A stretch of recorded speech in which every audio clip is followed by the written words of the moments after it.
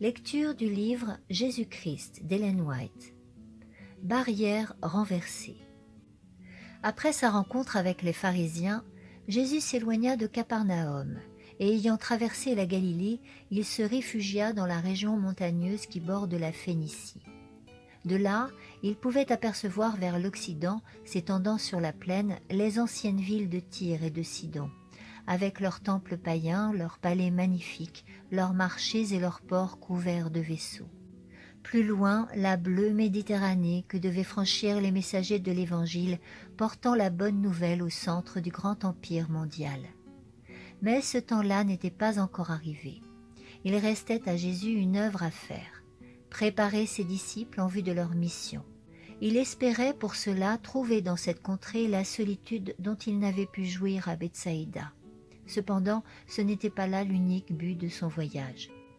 Une femme cananéenne qui venait de ce pays s'écria « Seigneur, fils de David, aie pitié de moi.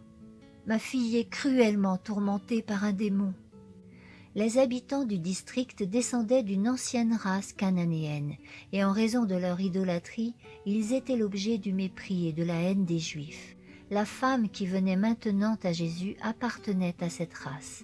Elle avait entendu parler du prophète puissant qui, disait-on, guérissait toutes sortes de maladies, et l'espoir se réveilla dans son cœur.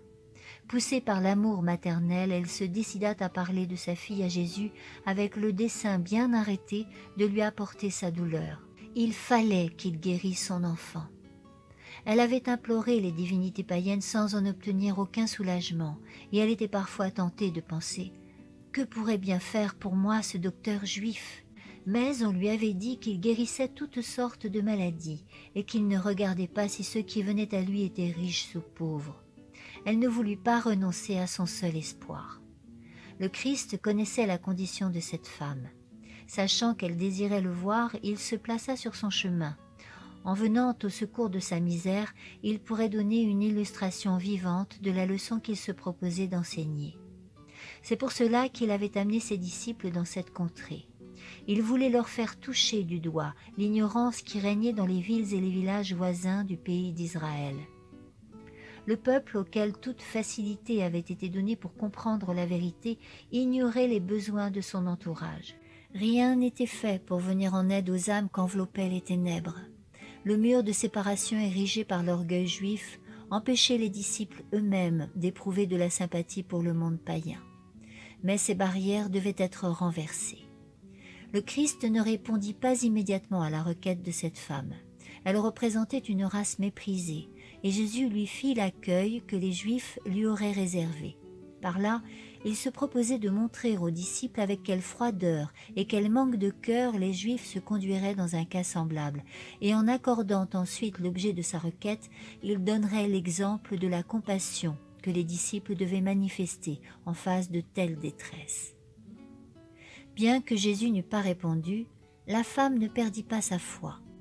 Comme il poursuivait son chemin sans paraître l'entendre, elle le suivit, renouvelant ses supplications.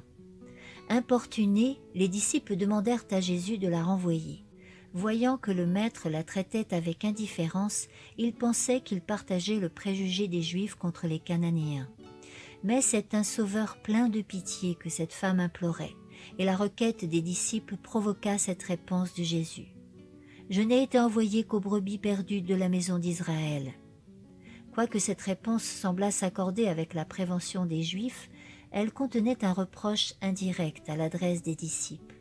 C'est ce qu'ils comprirent plus tard en se rappelant combien souvent il leur avait dit qu'il était venu dans le monde pour sauver tous ceux qui l'accepteraient. La femme redoubla d'insistance, se prosternant aux pieds du Christ et criant « Seigneur, aide-moi !» Par sa nouvelle réponse, Jésus parut vouloir repousser encore ses prières. Il ne convient pas de prendre le pain des enfants pour le jeter aux petits chiens. C'était insinuer qu'il n'était pas juste de gaspiller les bénédictions dont le peuple de Dieu avait été favorisé en les distribuant à des étrangers et à des ennemis d'Israël. Toute autre personne eût été complètement découragée. Mais la femme discerna, sous le refus apparent de Jésus, une pitié qu'il ne réussissait pas à cacher. Assurément, Seigneur, dit-elle. Pourtant, les petits chiens mangent des miettes qui tombent de la table de leur maître. Quand les enfants mangent à la table de leur père, les chiens eux-mêmes ne sont pas oubliés. Ils ont droit aux miettes qui tombent d'une table abondamment pourvue.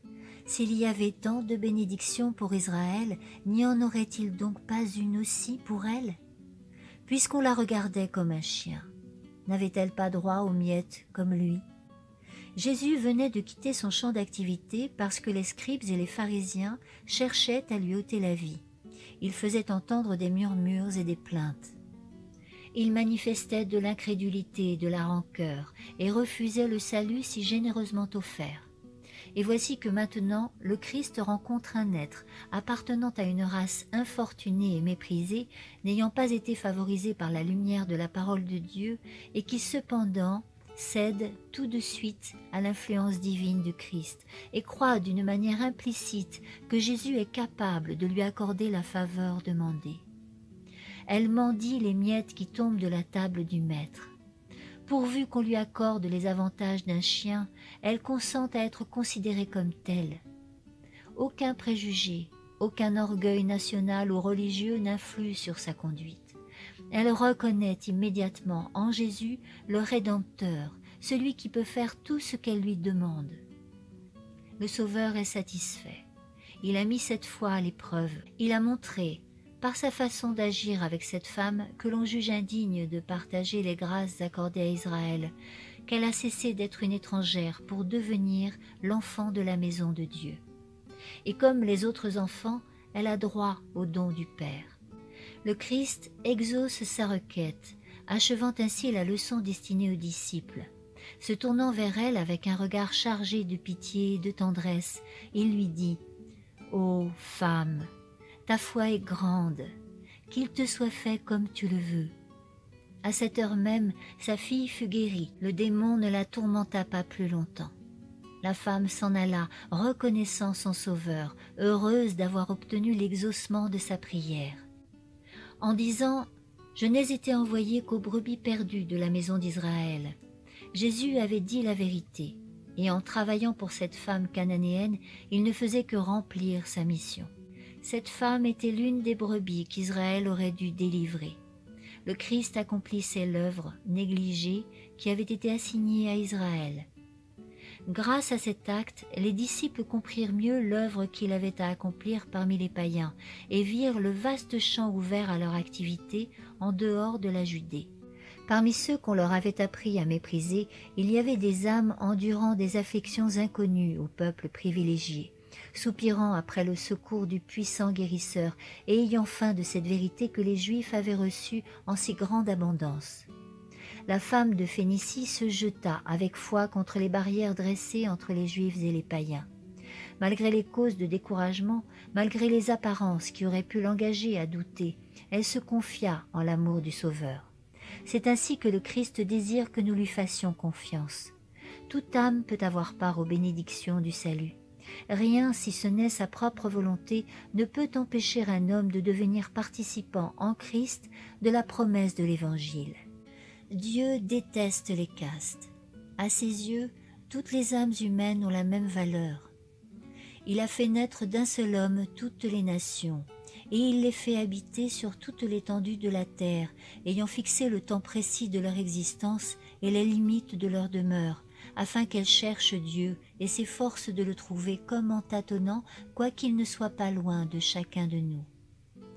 Tous sont invités à venir à lui pour avoir la vie, sans distinction d'âge, de rang, de nationalité ou de religion. Quiconque croit en lui ne sera pas couvert de confusion. Il n'y a point de distinction entre le juif et le grec, parce qu'ils ont tous le même Seigneur, riche pour tous ceux qui l'invoquent. Car quiconque invoquera le nom du Seigneur sera sauvé. Il n'y a plus ici ni juif ni grec, il n'y a plus ni esclave ni libre. Le riche et le pauvre se rencontrent. Celui qui les a faits l'un et l'autre, c'est l'Éternel. Suite de la lecture dans le